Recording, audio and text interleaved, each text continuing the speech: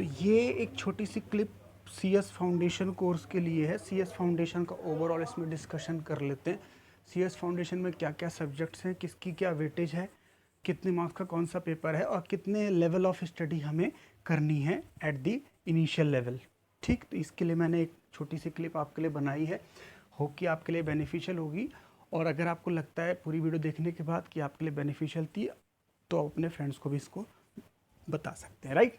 Okay, तो जो CA foundation course है उसमें बेसिकली हमारा सबसे पहला हमें क्लियर होना चाहिए कि ये पेपर हमारे पास 2 बार होते हैं, राइट।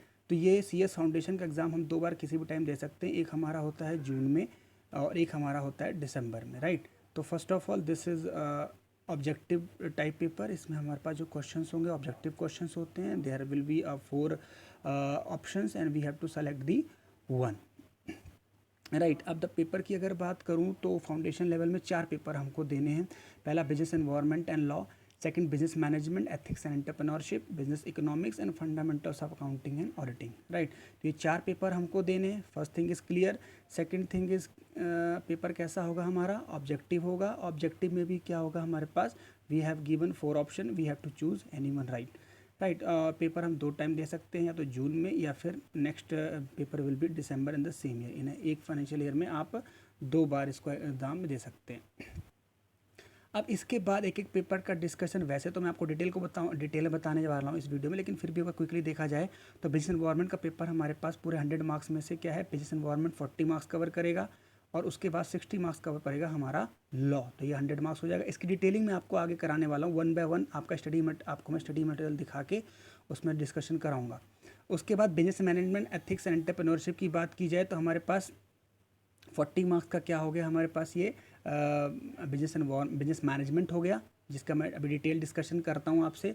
और हमारे पास 25 मार्क्स का क्या हो गया, बिजनेस कम्युनिकेशन हो गई, और 10 मार्क्स का हमारे पास एथिक्स हो गया, राइट। ये हमारा पूरा 100 मार्क्स कवर कर गया। उसके बाद जो इसी का एक और पार्ट है 25 मार्क्स के लिए, वो है एंटरप्रेन्योरशिप। एंटरप्रेन्योरशिप में हमें नई चीज़ें पढ़नी है।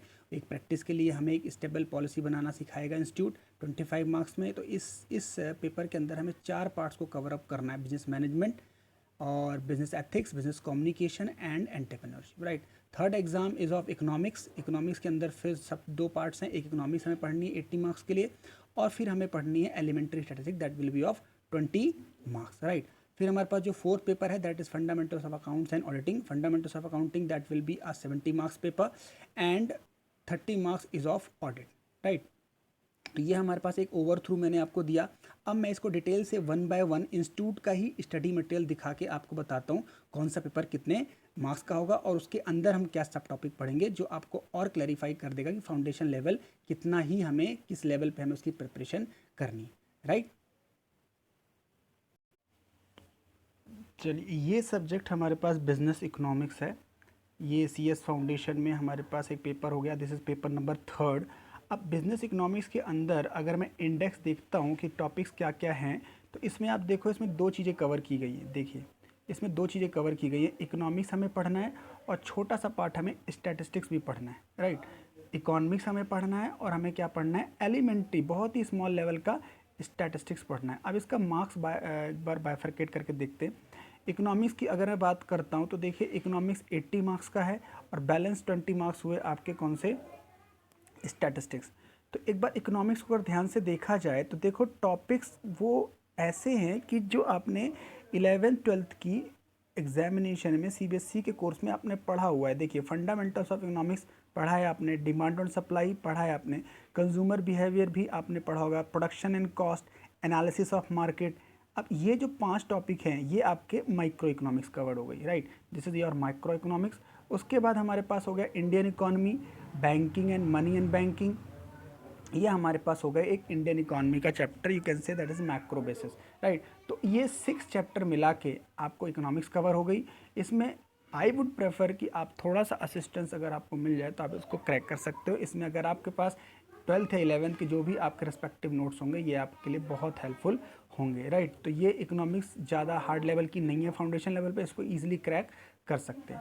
अब देखते हैं स्टैटिस्टिक्स जो 20 मार्क्स की है। स्टैटिस्टिक्स के अंदर डिस्क्रिप्टिव स्टैटिस्टिक्स है और मैथमेटिक्स ऑफ फाइनेंस है। अब मैथमेटिक्स ऑफ फाइनेंस और स्टैटिस्टिक्स ये आपको थोड़ा सा असिस्टेंस लेनी पड़ेगी, क्योंकि अगर आपका मैथमेटिक्स वीक होगा या आपकी कैलकुलेशन वीक होगी तो आपको यहाँ पे पढ़ना पड़ेगा।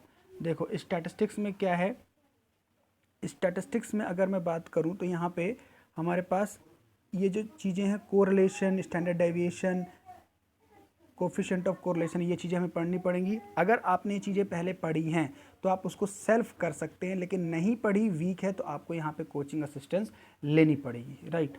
अब दूसरा हमारे पास पार्ट हो गया मैथमेटिक्स ऑफ फाइनेंस का। जो आपने 5th 6th 8th लेवल की मैथमेटिक्स पढ़ी थी वही यहाँ पे यूज़ होनी है, रेशो, प्रपोर्शन, ये सब। लेकिन यहाँ पे मैथमेटिक्स ऑफ फाइनेंस लेवल की यूज़ होगी। यहाँ पे आपको सिखाया जाएगा future value, present value, expected value, time value of money. तो ये थोड़ा सा एक हार्ड लेवल बनता है। यानी अगर मैं इस 100 पेपर की बात करूँ तो इस 20 मार्क्स के लिए आपको फाइट करनी पड़ सकती है, राइट। तो ओवरऑल अगर पेपर की बात करी जाए तो 80 मार्क्स में आप सेल्फ भी पढ़ सकते हैं, लेकिन इस 20 मार्क्स के लिए आपको असिस्टेंस चाहिए होगी, right. This is our economics part. अब हमारे पास ये हो गया स्टडी मटेरियल, ये हमारे पास हो गया एक subject business management, ethics and entrepreneurship. अब देखिए ये सब्जेक्ट अपने आप में ही एक बड़ा सब्जेक्ट उन्होंने बना दिया। इस फाउंडेशन लेवल में इन्होंने एक तरीके से 3 सब्जेक्ट को मर्ज करके एक सब्जेक्ट बना रखा है। देखते हैं इसके अंदर, ये हमारा पेपर नंबर 2 है। पेपर नंबर 2 के अंदर जो हमारे टॉपिक्स हैं उसका इंडेक्स एक बार गो थ्रू करते हैं। पहला हमारे पास बिजनेस मैनेजमेंट, फिर बिजनेस एथिक्स, फिर बिजनेस कम्युनिकेशन और फिर एंटरप्रेन्योरशिप। ये 4 चीज़ें हमें पढ़नी है 100 मार्क्स के लिए। अब उसकी ज़रा वेटेज देख लेते हैं और ये देख लेते हैं कि हमें कौन कौन से टॉपिक फैमिलियर है। देखिए फर्स्ट जो 40 मार्क्स है, देखिए बहुत इजी, फर्स्ट जो 40 मार्क्स है जो आपको यहाँ पे देखना है, दिस इज़ 40 मार्क्स। ये जो 40 मार्क्स है ये आपका पूरा 12th का बिजनेस स्टडी है। अगर आपकी 12th की बिजनेस स्टडी में कमांड है तो आप इसको आराम से कर सकते हैं। देखिए planning, organising, human resource management, we can say staffing, ठीक है, डायरेक्टिंग, कंट्रोलिंग, राइट, और रिसेंट ट्रेंड इन डेवलपमेंट। ये छोटी मोटी नई चीज़ें जो आपने 12th लेवल पे नहीं पढ़ी होगी, ये आपके हर स्टडीज़ में आती है, जैसे TQM, total quality management, global practices, crisis management.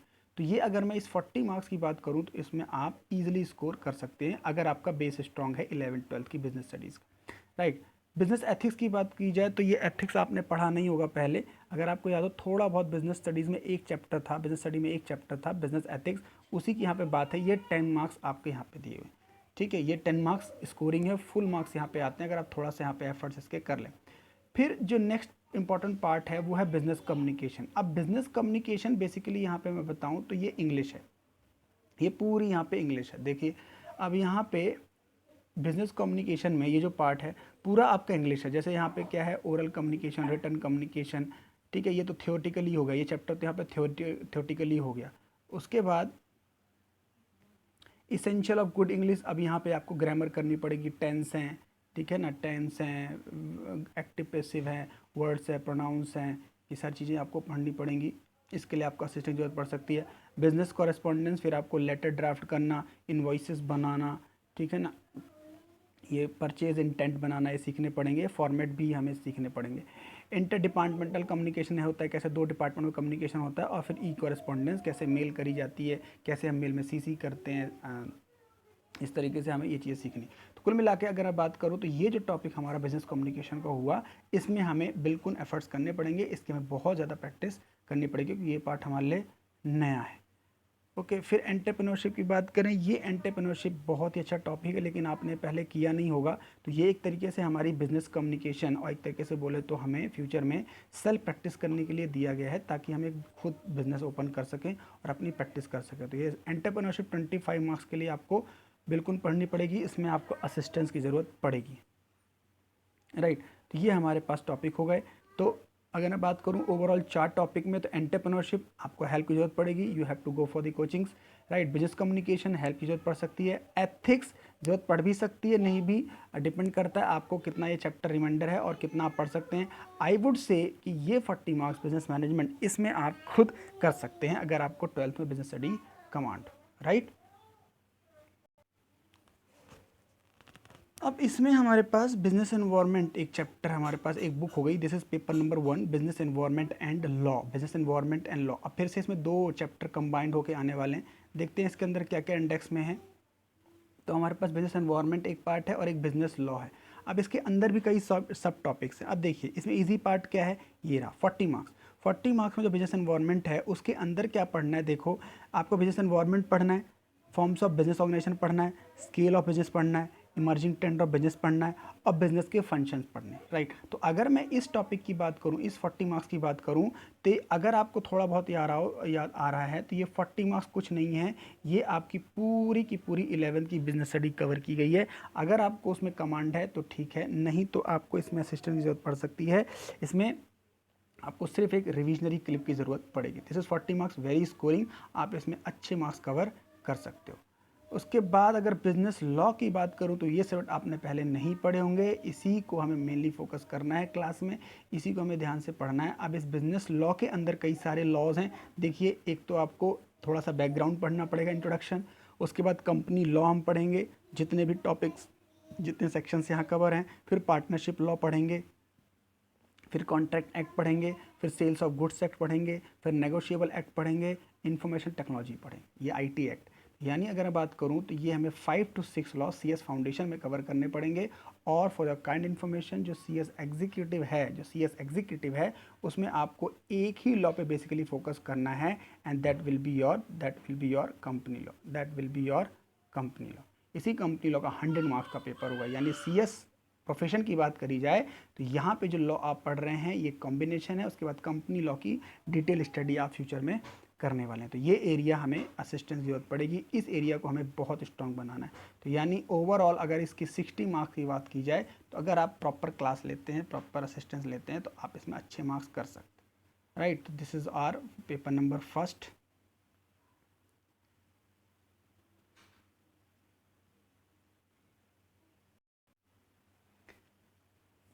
और एक पेपर हमारे पास है fundamentals of accounting and auditing, fundamentals of accounting and auditing, जो बहुत ही ज़्यादा स्कोरिंग है। देखिए इसके अंदर हमें क्या क्या पढ़ना है, ये भी 2 सब्जेक्ट का कॉम्बिनेशन है, right. And this was your paper number 4, this was your paper number 4। इसके अंदर हमें पढ़ना है फंडामेंटल्स ऑफ अकाउंटिंग और fundamentals of auditing, fundamentals of accounting and fundamentals of auditing. अब ऑडिटिंग आप फर्स्ट टाइम सुन रहे हैं, आई एम श्योर ऑडिटिंग आप फर्स्ट टाइम सुन रहे हैं, तो उस हिसाब से हम प्रिपरेशन करेंगे अपनी क्लासेस में।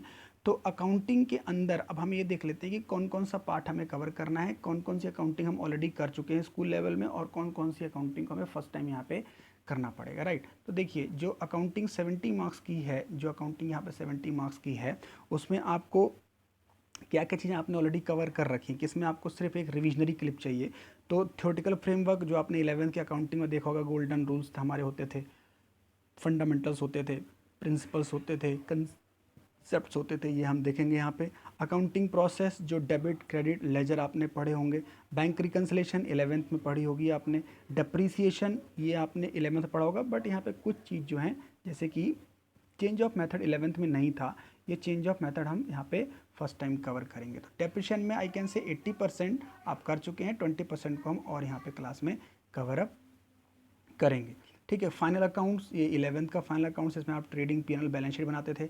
पार्टनरशिप अकाउंट जो आपने 12th में करी, गुडविल निकालना, वहाँ पे रिटायरमेंट का क्वेश्चन, पार्टनरशिप एडमिशन का क्वेश्चन, पूरी पार्टनरशिप यहाँ पे ऑलमोस्ट उन्होंने कवर यहाँ पे कर दी है आपकी, जो कि फंडामेंटल ऑफ गुडविल से लेकर के रिटायरमेंट तक था। लेकिन यहाँ पे क्वेश्चन ये कि हमारे पास डिसोल्यूशन भी है सीएस फाउंडेशन में। तो दोस्तों यहाँ पे डिसोल्यूशन भी है, यहाँ पे अगर मैं देखूँ तो यहाँ पे डिसोल्यूशन का पार्ट भी हमें कवर अप करना है, डिसोल्यूशन भी हमारे पार्टनरशिप में है यहाँ पे, राइट। तो थोड़ा सा पार्टनरशिप का एरिया काफ़ी ज़्यादा टाइम लेगा जब हम पढ़ेंगे, बट क्योंकि आपने कुछ चीज़ें 12th में पढ़ी हुई हैं तो यहाँ पे हम टाइम हिसाब से कम लगेगा। उसके बाद जो चीज़ें हैं, कुछ नई चीज़ें अब यहाँ पे इन्वॉल्व हुई, जॉइंट वेंचर कंसाइनमेंट आपने पहले नहीं पढ़ा होगा, एक्चुअली बीकॉम का सिलेबस है। फिर उसके बाद कंपनी अकाउंट्स आपने जो 12th में पढ़ी होगी, शेयर्स, डिबेंचर, प्रोराटा, रिडम्पशन, वो चीज़ें फिर से आ गई। एनपीओ यहाँ पे आ गया, एनपीओ हमने क्या देखा था, शायद 12th में था, हाँ 12th में था ये। उसके बाद यहाँ पे वही चीज़ें सीखेंगे, रिसिप्ट एंड पेमेंट बनाना, इनकम एंड एक्सपेंडिचर अकाउंट बनाना सीखेंगे, ठीक है। और फिर जो थोड़ा सा प्रैक्टिकल एस्पेक्ट इंस्टीट्यूट सिखाना चाहता है वो आप टैली ईआरपी, बेसिकली थ्योरी चीज़ें आपको पढ़नी है। तो अकाउंट्स की अगर ओवरऑल बात की जाए तो out of 70 marks we can easily score 50+, you can easily score 50+, right. अब जो ये वाला पार्ट है ऑडिटिंग का, ये आपने नहीं पढ़ा होगा। ये ऑडिटिंग आस्पेक्ट एक तरीके से ऑडिटर के पॉइंट ऑफ व्यू से कराया जा रहा है कि जब आप कल के दिन किसी कंपनी में एज अ चार्टर्ड सेक्रेटरी जाएंगे तो वहाँ पे आपके क्या आस्पेक्ट्स होंगे, कैसे आप वहाँ पे चेकिंग करेंगे, तो वो चीज़ हम पढ़ेंगे। ये 30 मार्क्स की ऑडिटिंग इस तरीके से हम पढ़ेंगे कि आपको पूरा ये कॉन्सेप्ट बहुत अच्छा लगे। और ये सबसे बढ़िया सब्जेक्ट होता है ऑडिटिंग।